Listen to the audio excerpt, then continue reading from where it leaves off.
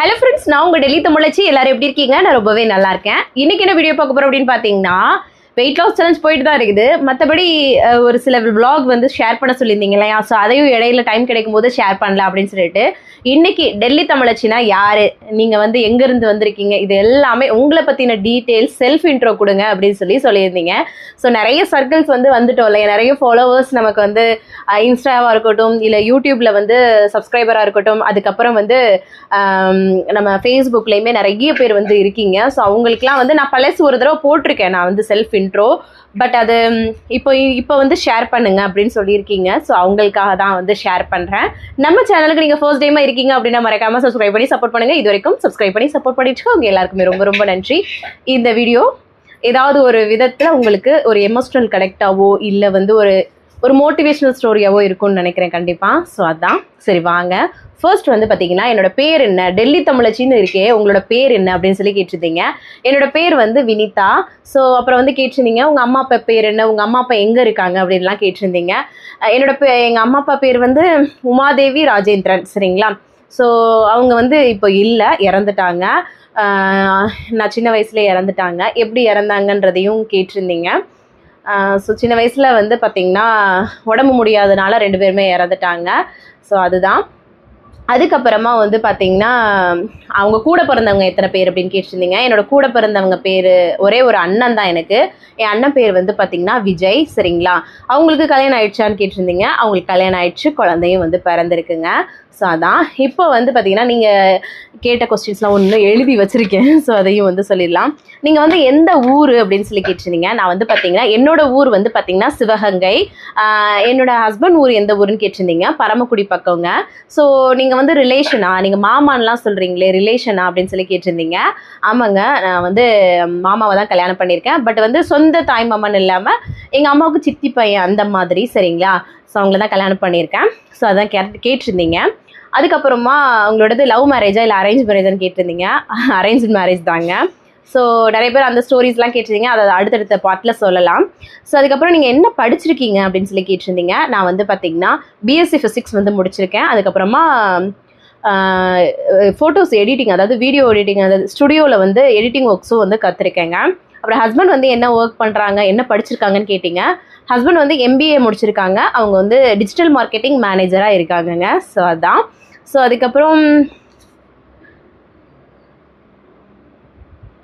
அம்மா அப்பா எப்படி இறந்தாங்க அப்படின்றது வந்து பார்த்திங்கன்னா கேட்டிருந்தது. அம்மா வந்து பார்த்திங்கன்னா எனக்கு ஃபஸ்ட் வந்து அப்பா தான் இறந்தது. எனக்கு 2 வயசு அந்த டயத்துலேயே வந்து அப்பா இறந்துட்டாங்க. அப்பாவுக்கு ரொம்ப பிடிச்ச பொண்ணு அப்படின்னு சொல்லிட்டு சொல்லுவாங்க. அப்படி நைட்லாம் தூங்காமல் இருந்து கவனிச்சுக்கிற ஒரு அப்பா. ஸோ 2 வயசுலேயே வந்து இறந்துட்டாங்க. அப்பாவோட பாசம் வந்து அதோட முடிஞ்சிருச்சு. என்னன்னே தெரியாமல் தான் வளர்ந்தேன். ஸோ நிறைய பேர் அதை தான் கேட்பீங்களா, எனக்கு ஸ்கூல்லலாம் போகும்போது அப்பா வந்து பிக்கப் பண்ணி விடும்போது, இப்போ என் ஹஸ்பண்ட் வந்து என் பிள்ளைங்களை பார்க்கும்போதெல்லாம் எனக்கு உண்மையாகவே அதெல்லாம் ஒரு இருக்கும். அப்பா இப்படி ஒரு அப்பா நமக்கு இருந்திருக்கக்கூடாதா, இல்லை அப்பா இருந்திருக்கக்கூடாதா அப்படிலாம் நமக்கு தோணும் இல்லையா? ஸோ அதெல்லாமே நானுமே பார்த்துருக்கேங்க. ஸ்கூலில் பிள்ளைங்களை விட வரும்போதெல்லாம் என்ன பண்ணுறதுங்க, கடவுள் வந்து இது பண்ணிட்டாங்க. ஸோ அதுக்கப்புறமா அம்மா எப்படி இறந்தாங்கன்னு கேட்டிங்க. அம்மா வந்து பார்த்திங்கன்னா எனக்கு 14 வயசு இருக்குங்க. கரெக்டாக 14 வயசு. அப்போ தான் அம்மா இறந்து போயிட்டாங்க. ஸோ அப்பா இறந்தது கூட எனக்கு பெருசாக வலிக்கலை. ஏன்னு பார்த்தீங்க அப்படின்னா, அப்பா வந்து 2 வயசில் இறந்துருக்காரு. அவரோட பாசம் என்னன்னே தெரியாமல் போயிடுச்சு. அதனால நமக்கு வந்து அந்தளவுக்கு அஃபர்ட் எனக்கு உண்மையாகவே சொல்லணும்னா, பட் நிறைய இடத்துல மிஸ் பண்ணியிருக்கேன். பட் ஒருத்தவங்க இருந்துட்டு போகிறதுக்கும் எனக்கு அவங்க இல்லாததே தெரியாமல் வளர்ந்ததுக்கும் நிறைய வித்தியாசம் இருக்குல்ல. அப்படித்தான் அம்மா வந்து பார்த்திங்கன்னா 14 வயசில் இறந்தாங்கன்னும் போது எனக்கு என்னை ரொம்ப பேம்பர் பண்ணி அவ்வளோ மேக்கப் பண்ணி விடுவாங்க, அவ்வளோ அழகாக பண்ணி விடுவாங்க. இப்போவுமே நாங்கள் இருந்த ஊரில் வந்து பார்த்திங்கன்னா அவ்வளோ வந்து சொல்லுவாங்க அந்த இதெல்லாம், அம்மா அப்படிலாம் வளர்த்தது எனக்கே கூட ஞாபகம் இருக்கும். ஸோ அந்த மாதிரிலாம் இருக்கும்போது உண்மையாகவே ரொம்ப கஷ்டமாக தாங்க இருக்கும். என்ன பண்ணுறது, நிறைய சொல்லுவாங்கள்ல, அம்மா இல்லைன்னா எதுவுமே இல்லை, அந்த மாதிரி ஒரு இதில் தான் வாழ்ந்தேன். அப்படி இருந்தாலும் எனக்கு ஒரு பியூட்டிஃபுல்லான ஒரு ஃபேமிலிங்க. யார் அப்படின்னு பார்த்தீங்கன்னா என்னோடய அம்மாச்சியோட ஃபேமிலி. அம்மாவோட அம்மா அவங்க எங்கள் அம்மாவோட பிறந்தவங்க வந்து பார்த்திங்கன்னா 3 சித்தி 3 மாமா 6 பேர் இருக்காங்க. உண்மையாகவே சொல்லணும்னா அவங்க வந்து எங்கள் அம்மா அப்பாவை கடவுள் எடுத்துக்கிட்டாலும் இந்த 6 பேரையும் அது கூடவே எங்கள் அம்மாச்சியும் வந்து பார்த்திங்கன்னா கொடுத்தாங்க. அம்மாச்சி வந்து ஒரு 2 இயர்ஸ்க்கு முன்னாடி தருண் பிறந்துட்டு இப்போ 3 இயர்ஸ்க்கு மேலே ஆயிடுச்சு அம்மாச்சி இறந்தவங்க.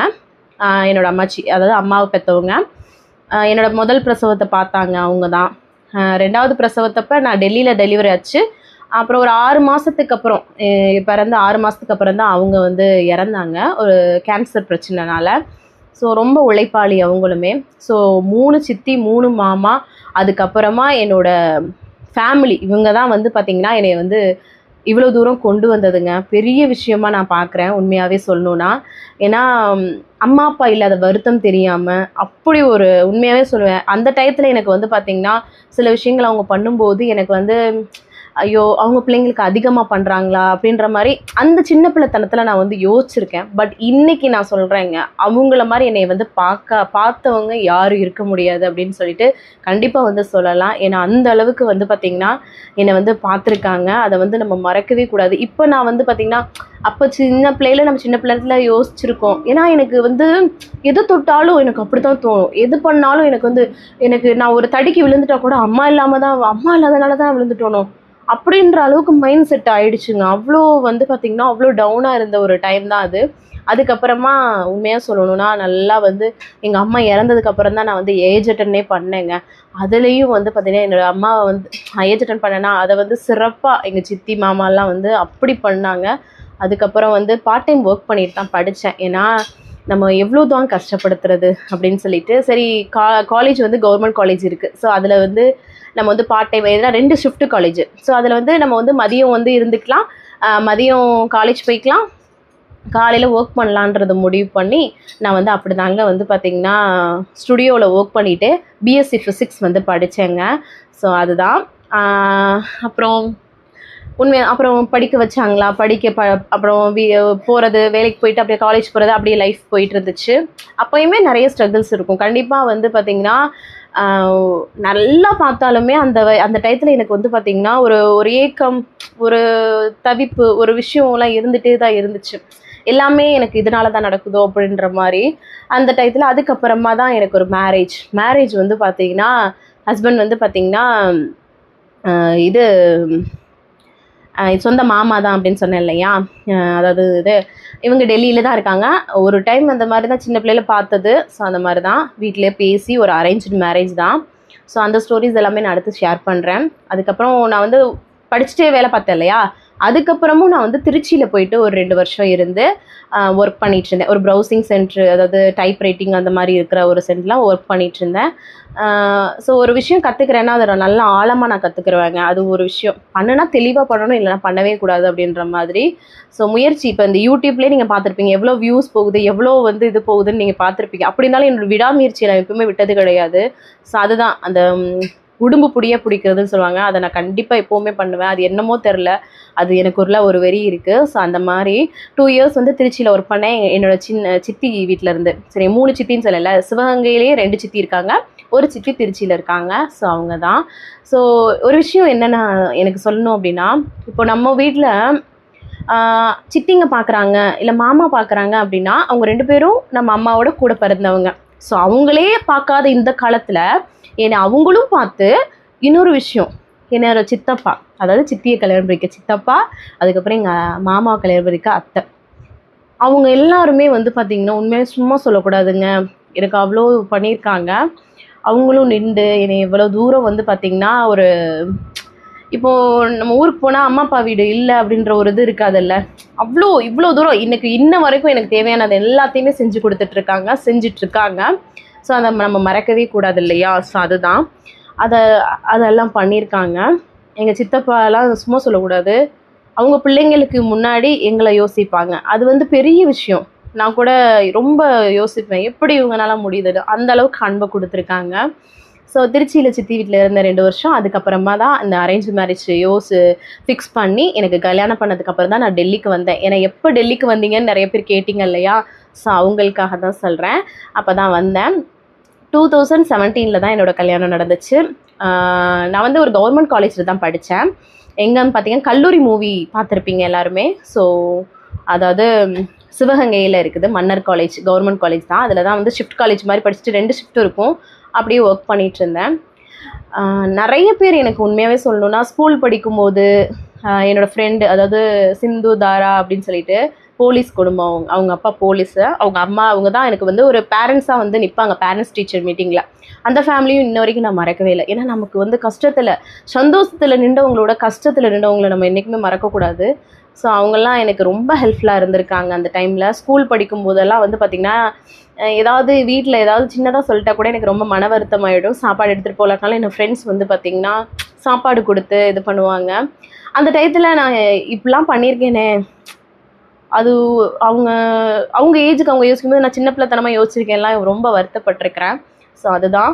ஸோ அப்படியே வந்து பார்த்திங்கன்னா கல்யாணம் ஆகுது. கல்யாணத்துக்கு அப்புறம் வந்து ஒரு லைஃபே உண்மையாகவே சொன்னால் அப்படியே சேஞ்ச் ஆகிற மாதிரி ஒரு ஒரு ஒரு இது தான். ஃபர்ஸ்ட் வந்து பார்த்திங்கன்னா ஒரு அண்டர்ஸ்டாண்டிங் இல்லாமல் தான் இருந்தது. அதுக்கப்புறமா வந்து பார்த்திங்கன்னா இதுதான் என்னோட உலகம் அப்படின்றத நான் வந்து உருவாக்கிட்டேன். இருக்கிற இடத்த சந்தோஷமாக வச்சுக்கணும், அதுதான். இல்லாதவர்களை நினைத்து வருத்தப்படுவது வரை இருக்கிறவர்களே கொண்டாடணுன்றதை நான் எப்போவுமே சொல்லுவேன். இருக்கிற இடத்த நான் பிடிச்ச மாதிரி அமைச்சுக்கிட்டேன்.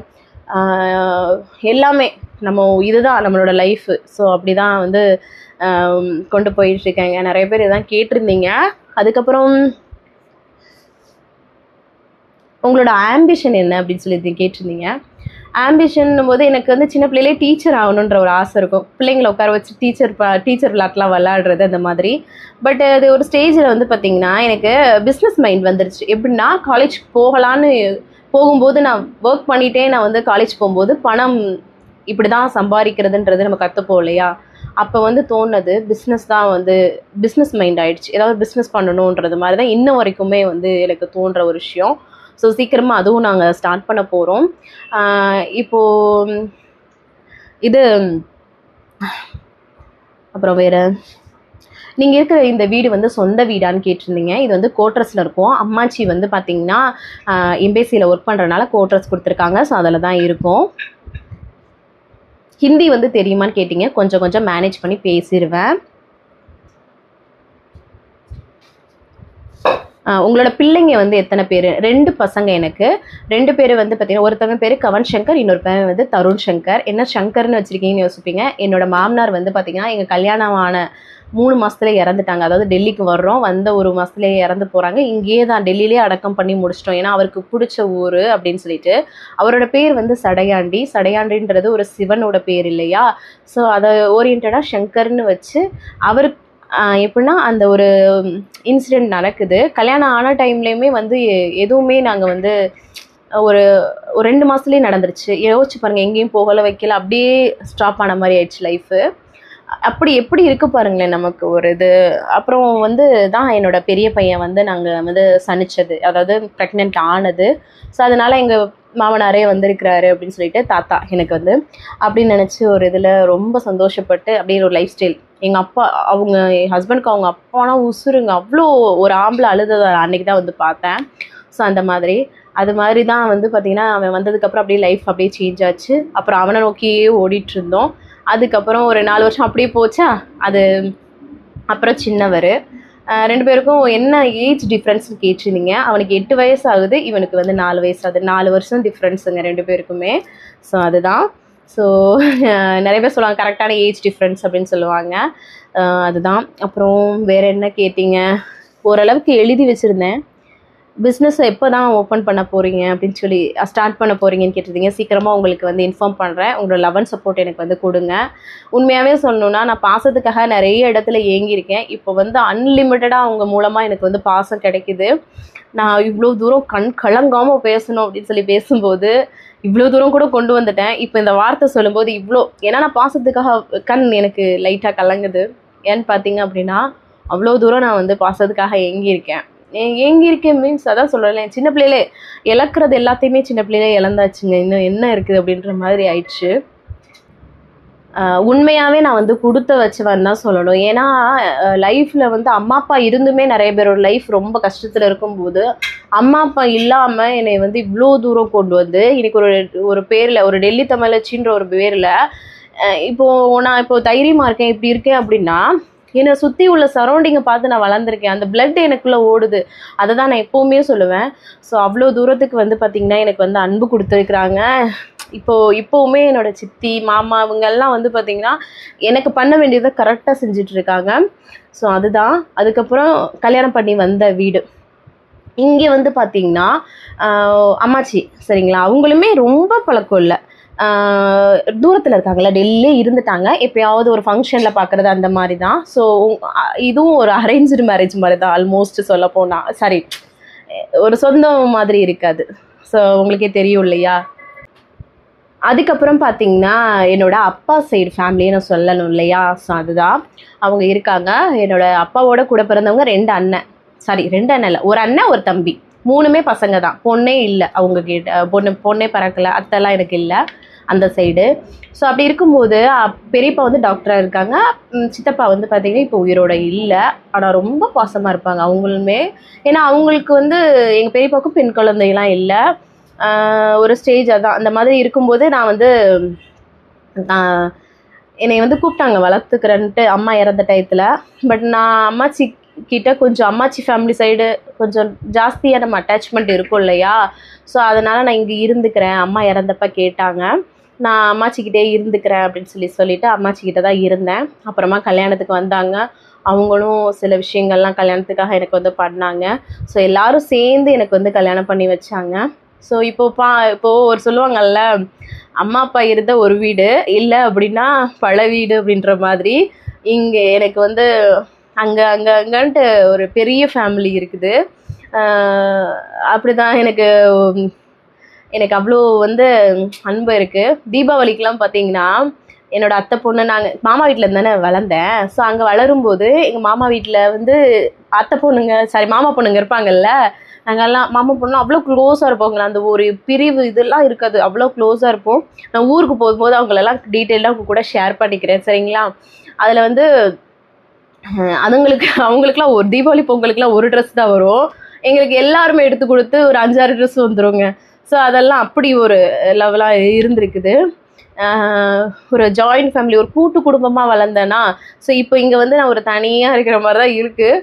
பட் இருந்தாலும் எல்லாத்தையுமே நம்ம ஏற்று இது பண்ணி தான் ஆகணும் இல்லையா. ஸோ அப்படி தான் இருக்குது.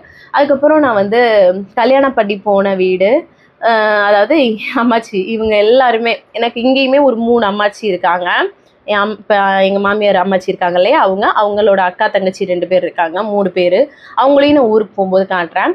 எனக்கு ஒரு குழந்தை இருக்காங்க, குழந்தை ஒய்ஃபு குழந்தை எல்லாருமே ஊரில் இருக்காங்க. நீங்கள் எங்கே இருக்காங்கன்னு கேட்டிங்க. எங்கள் ஹஸ்பண்டோட பிறந்தது ஒரே ஒரு தம்பி சரிங்களா. ஸோ அவங்க வந்து ஊரில் இருக்காங்க. நான் ஊருக்கு போகும்போது அவங்க எல்லாருமே காட்டுறேன். ஸோ இங்கே வந்தாலும் ஒரு ஃபேமிலி, ஒரு கூட்டு குடும்பம் தான். ஊர்லலாம் பார்த்திங்கன்னா நான் பழைய விளாக்ஸ் எல்லாம் பார்த்துருப்பீங்க, செம்மையாக நான் வந்து மிங்கிள் ஆயிடுவேங்க. இந்த மாதிரிலாம் இருக்க பிடிக்காது எனக்குலாம். எல்லாரும் கூடயும் நல்லா சேர்ந்து சந்தோஷமாக இருக்கணும், அதுதான் எனக்கு மகிழ்வித்து மகிழ். அதுக்கப்புறம் சந்தோஷத்தை வந்து தேடாத உருவாக்கு, இது 2ஐயும் நான் எப்போயுமே யோசிப்பேன். ஸோ அங்கே போனாலுமே எனக்கு ஊருக்கு தமிழ்நாட்டுக்கு வந்து இங்கே இருக்கிறதா அங்கே இருக்கிறதா, அங்கே போகிறதா இங்கே போகிறதான்னு பல வீடு இருக்கிற ஒரு ஆள் அந்த மாதிரி இருக்குது. அது மட்டும் இல்லாமல் யூடியூப் அண்ட் இன்ஸ்டாகிராமில் ஃபேஸ்புக்கில் இவ்வளோ லெமன் சப்போர்ட்டுங்க எனக்கு. நீங்கள் அவ்வளோ கொடுத்துருக்கீங்க. உங்கள் எல்லாருக்குமே ரொம்ப ரொம்ப நன்றி. நான் ஒரு கலங்கி ஒரு விஷயம் சொல்கிறேன், எனக்கு அவ்வளோ ஒரு இது இருக்குது. ஏன்னா கஷ்டத்தை மட்டுமே பார்த்து வந்த ஒரு ஆள் இன்னைக்கு 1,00,000 பேர் இன்ஸ்டாகிராமில் என்னை சுற்றி சொந்தங்கள் இருக்காங்க. ஏன்னா இழப்பு மட்டும்தான் என் லைஃப்பில் நிறைய நடந்திருக்கு. இன்னொரு விஷயம், அன்லக்கியான ஒரு ஆளுன்னு சொல்லுவேன்.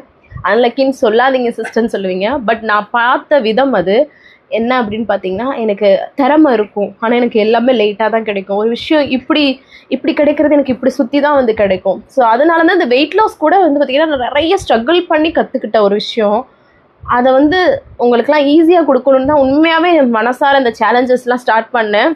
உங்களுக்கே தெரியும் யூடியூப்லலாம் இன்கம் அந்த அளவுக்குலாம் இருக்காது அப்படின்னு சொல்லிட்டு 3 வருஷமாக நான் என்னோடய உழைப்பை மட்டும்தான் இந்த சேனலுக்காக கொடுத்துருக்கேன். அதில் வந்து இப்போ நான் ஏர்ன் பண்ணலன்னு சொல்லலை. ஆனால் 3 இயர்ஸாக உங்களோட லவ் அண்ட் சப்போர்ட்டு, உங்களோட அன்பு, உங்களோட பிளெஸ்ஸிங்ஸ், என்னோடய பர்த்டேயாக இருக்கட்டும், என்னோட ஆனிவர்சரியாக இருக்கட்டும், என் பிள்ளைங்க பர்த்டே இருக்கட்டும், அவ்வளோ அன்பு கொடுக்குறீங்க. அன்புக்காக ஒரு பொண்ணு ஏங்கின பொண்ணுக்கு, இழப்பு மட்டுமே அதிகமாக இருந்த பொண்ணுக்கு இப்போ தான் வெற்றியும் கிடைக்க ஆரம்பிச்சிருக்கு. அன்பு திணற கிடைக்குதுங்க.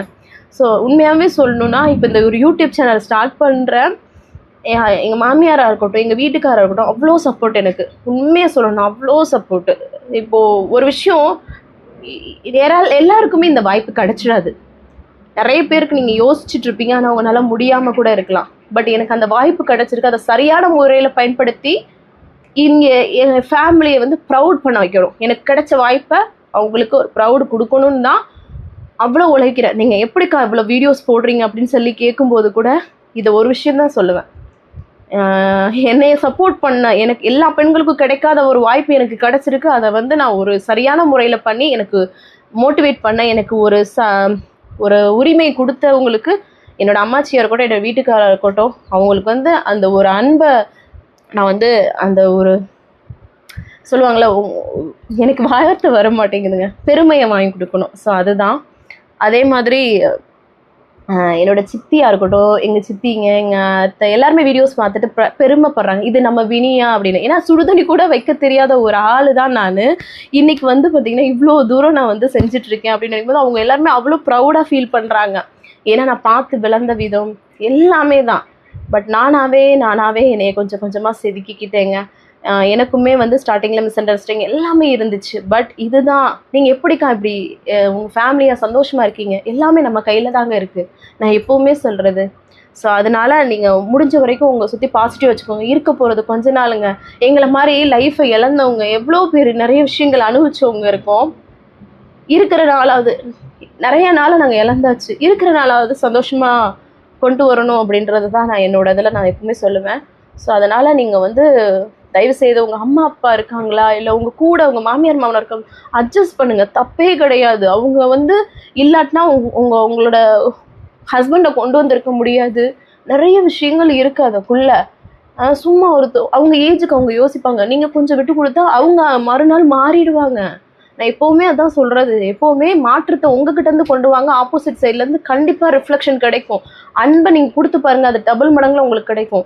அதுதான் நான் எப்போவுமே சொல்லுவேன். ஸோ அதனால் எல்லாருமே உண்மையாகவே சொல்கிறேன், உங்களுக்கு கிடைச்ச அன்பை பத்திரமா வச்சுக்கோங்க ப்ளீஸ். நிறைய பேருக்கு அது கிடைக்கல. இன்றைக்கி எனக்கு கிடைச்சது கூட எனக்கு கீழே நிறைய பேர் கிடைக்காவும் இருப்பாங்க. நான் எப்போவுமே நமக்கு மேலே இருக்கவங்களை யோசிக்கக்கூடாது, நமக்கு கீழே எவ்வளோ கஷ்டப்படுறாங்க அப்படின்னு யோசிக்கணும். நமக்கு கிடைச்ச விஷயத்த வேஸ்ட் பண்ணக்கூடாது. நிறைய விஷயங்கள் நீங்கள் வந்து பண்ணணும். ஒரே ஒரு விஷயந்தாங்க, என்னைய வளர்த்தவங்க, என்னோடய சித்தி, மாமா, அம்மாச்சி. எங்கள் அம்மாச்சி வந்து இப்போ இல்லை. எங்கள் அம்மாச்சி உண்மையாகவே சொல்கிறேன், அவ்வளோ இது. அவங்க என்னை வளர்த்தவங்களுக்கு என்னால் ஒரு ஃபினான்ஷியலாக ஒரு பணம் கொடுத்து ஹெல்ப் பண்ணுறதெல்லாம் நான் கண்டிப்பாக பண்ணுறனோ இல்லையோ, பட் இவங்க வளர்த்த பிள்ளை நல்லா இருக்குது, சூப்பராக வளர்த்துருக்காங்கன்ற ஒரு பேரை தயவு செய்து நான் கண்டிப்பாக கொடுப்பேங்க. அதுக்காக தான் நான் உழைச்சிட்ருக்கேன். அண்டு போக எங்கள் வீட்டுக்காரர், என்னோடய மாமியார் வந்து சப்போர்ட் பண்ணுறாங்க இல்லையா, அவங்களுக்கும் ஒரு நல்ல பேர் வாங்கணும். இதுதான் என்னோடது. அதுக்காக நான் எவ்வளோ சாக்ரிஃபைஸ் வேணாலும் பண்ணுவேன், எவ்வளோ விஷயங்கள் வேணாலும் பண்ணுவேன். நம்ம கையில் தான் சந்தோஷம் இருக்குது. அதுக்காக சந்தோஷத்தை நான் உருவாக்கிக்கிட்டே இருப்பேன். நிறைய பேர் பார்க்குறேன், இவங்க சந்தோஷமாக இருக்காங்க, அப்படி இருக்காங்க, அப்படி. அதுக்கு உள்ளான ஒரு விஷயம் நம்ம கையில் தாங்க இருக்குது. நான் அதான் சொல்கிறேன், சரிங்களா? அதனால் நான் எப்போவுமே அதுதான், எல்லாருமே வந்து பாசிட்டிவாக திங்க் பண்ணுங்கள். நெகட்டிவ் பீப்புள்ஸ்கிட்ட எதுவுமே வச்சுக்காதீங்க. உங்கள் ஃபேமிலி தான் ஃபர்ஸ்ட்டு, அதுக்கப்புறம் தான் அடுத்தவங்க அப்படின்றத நீங்கள் எப்போவுமே வச்சுக்கோங்க. என்னையெல்லாம் எத்தனையோ பேர், நான் எங்கேயுமே ஃபேமிலி இல்லாமல் போக மாட்டேன். ஸோ அதனாலே நிறைய பேர் என்னையெல்லாம் பேசுகிறவங்களாம் இருப்பாங்க. ஸோ அதெல்லாம் நான் கண்டுக்கிறவும் மாட்டேன். எனக்கு வந்து இதுதான், எனக்கு என் ஃபேமிலிக்கு அப்புறம் தான் எல்லாம் அப்படின்ற மாதிரி நான் யோசிக்கிற ஆள். ஸோ அதனால் நீங்கள் வந்து எல்லாருமே வந்து கிடைச்ச அன்பை பத்திரமா வச்சுக்கோங்க. ஹஸ்பண்டாக இருக்கட்டும், வீட்டில் இருக்கவங்க எல்லார்ட்டையுமே பொறுமையாக. ஒரு விஷயங்க, நான் எப்போவுமே இதை தான் சொல்கிறேன், என்னென்னா விட்டு கொடுத்து போவர் கெட்டு போவதில்லைன்னு ஏன் சொல்லியிருக்காங்கன்னா, மாற்றம் அவங்க சரியில்லைன்னு யோசிக்கிறத விட நீங்கள் உங்களை மாற்றி பாருங்கள், கண்டிப்பாக அதில் நல்ல ஒரு சேஞ்சஸ் இருக்கும். ஸோ இதுதான் எல்லோரும் கேட்ட கேள்விக்கு நான் ஆன்சர் பண்ணியிருப்பேன்னு நினைக்கிறேன். ஸோ இதுதான். வேறு ஏதாவது இருக்குது அப்படின்னா என்கிட்ட கேளுங்க, கண்டிப்பாக நான் உங்களுக்கு ஆன்சர் பண்ணுறேன். ஸோ சிம்பிளாக இதை சொல்லி முடிச்சிருக்கேன்னு நினைக்கிறேன். ஸோ உங்களோட லவ் அண்ட் சப்போர்ட் எனக்கு தொடர்ந்து கொடுக்கணும் நீங்கள். அதுதான் நான் எப்போவுமே சொல்லுவேன். உண்மையாக சொல்லணும்னா, நான் உங்களை பிஸியாக வச்சுக்கோங்க, லைஃப்பில் உங்களை பிஸியாக வச்சுக்கோங்கன்னு சொல்லுவேன். அது பிஸியாக வச்சுக்கிட்டதுனால தான் இன்றைக்கி நான் வந்து நிம்மதியாக இருக்கேன். ஏன்னு பார்த்தீங்கன்னா, நான் வீட்டு வேலைகள் மட்டும் பண்ணிட்டு இருக்கும்போது, இப்படி ஏன்க்கா ஓடுறீங்கன்னு நீங்கள் கேட்கும்போது, எல்லாருமே ஏன்க்கா இவ்வளோ ஓடிட்டே இருக்கீங்க ஏன் அப்படின்னு கேட்கும்போது, அந்த ஓடுறதுனால தான் நான் நிம்மதியாக இருக்கேன் அப்படின்னு நினைப்பேன். ஏன்னா ஏதோ ஒரு வேலை செய்யிட்டு இருக்கும்போது எனக்கு திங்கிங் போகும், என் அம்மா நினைப்பு வரும், அப்பா நினைப்பு வரும். அப்படி லோன்லியாக நான் நிறைய ஃபீல் பண்ணியிருக்கேன். ஸோ அதனால தான் இன்றைக்கி நான் என்னை வந்து இப்படி சேஞ்ச் பண்ணி இந்த அளவுக்கு வந்திருக்கேன். ஸோ உங்களை பிஸியாக வச்சுக்கோங்க, கண்டிப்பாக உங்களுக்கு எந்த திங்கிங்குமே இருக்காது. ஒரு ஹஸ்பண்ட் கூட சண்டைனாலுமே அது ஒரு சின்ன விஷயமா இருக்கும், வெட்டியாக, அதாவது வேலை இல்லாமல் சும்மா இருந்தோம்னா அது பெருசாக நம்ம யோசிப்போம். பட் நம்ம வந்து பார்த்திங்கன்னா சின்ன பிஸியாக நம்ம வச்சுக்கிட்டும் போது அந்த விஷயம் நமக்கு ஒரு பொருட்டாகவே தெரியாது. ஸோ அதனால் கரெக்டாக வந்து பார்த்திங்கன்னா யோசிச்சுக்கோங்க. என்னப்பா எடு மெதுவாக பேசு, எடுத்து பேசு. ஸோ அதனால் உங்களை பிஸியாக வச்சுக்கோங்க. அப்போ தான் வந்து பார்த்திங்கன்னா உங்களை வந்து நல்லா இருக்க முடியும். அப்போ கீழே நிற்கிறாங்க போல, கதை திறந்துருப்போம். ஸோ இதுதாங்க என்னோடது. நான் என்னோட இதுக்காக நான் அதான் சொல்லிட்டேன். ஸோ உங்களோட லைஃப்பை வந்து பார்த்திங்கன்னா உங்கள் கையில் தான் இருக்குது. வேறு ஏதாவது டவுட் இருக்குன்னா எனக்கு ஏதாவதுனா கொஸ்டினில் கேளுங்க. ஊருக்கு போகும்போது எல்லாரையும் நான் இன்ட்ரடியூஸ் பண்ணுறேன். வேறு யாராவது விட்டுருக்கேன்னா என்னன்னு தெரில. எனக்கு சித்தி பொண்ணுங்க, சித்தி பசங்க, அத்தை பிள்ளைங்கன்னு நிறைய பேர் இருக்காங்க. ஸோ அவங்க எல்லாத்தையுமே இன்ட்ரடியூஸ் பண்ணுறேன். சரிங்களா? பயங்கர காற்றடிச்சிட்ருக்கு. ஹஸ்பண்டும் வந்துட்டாங்க, முடிச்சுட்டு நினைக்கிறேன். சரிங்க, இவ்வளோ நேரம் என்னோடய வீடியோ பொறுமையாக பார்த்தமைக்கு மிக்க நன்றிங்க. பாய்.